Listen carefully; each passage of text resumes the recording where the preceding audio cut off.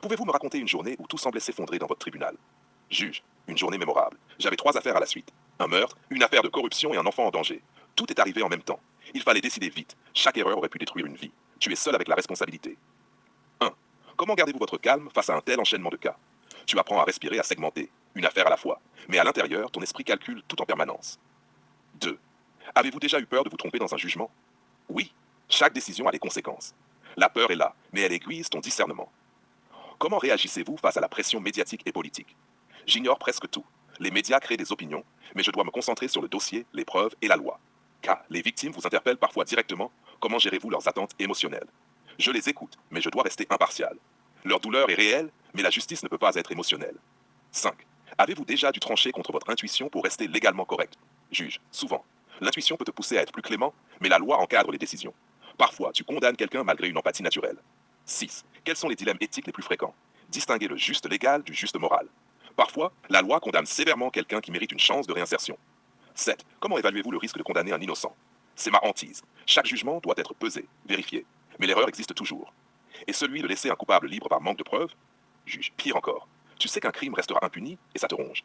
9. Avez-vous déjà vu un dossier simple devenir un véritable piège moral?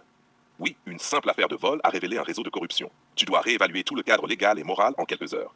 10. Comment les erreurs passées influencent-elles vos décisions futures? Juge. Elles te rendent plus rigoureux, mais aussi plus humain. Tu pèses chaque mot, chaque preuve. 11. Avez-vous déjà été menacé ou reçu des pressions pour modifier un jugement? Oui, parfois subtilement, parfois ouvertement. Mais jamais je ne cède. Le respect de la loi prime. 12. Comment distinguez-vous votre jugement personnel de la loi? Chaque décision est confrontée à un code. Mes convictions personnelles ne comptent pas officiellement, mais elles me guident pour rester juste. 13. Quelle est la décision la plus difficile que vous ayez prise? Condamner un père qui a maltraité son enfant, légalement juste, mais moralement déchirant.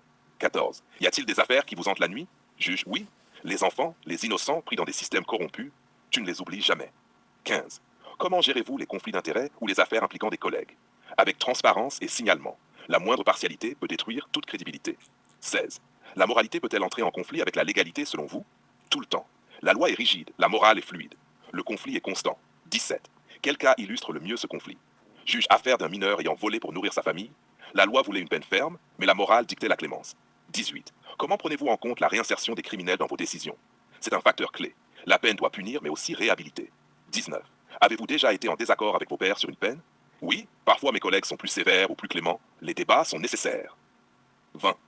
Comment réagissez-vous lorsque vous sentez qu'un verdict sera mal compris par le public? Je m'en fiche. La justice n'est pas une opinion publique. Elle protège, sanctionne et rétablit l'équilibre. Si tu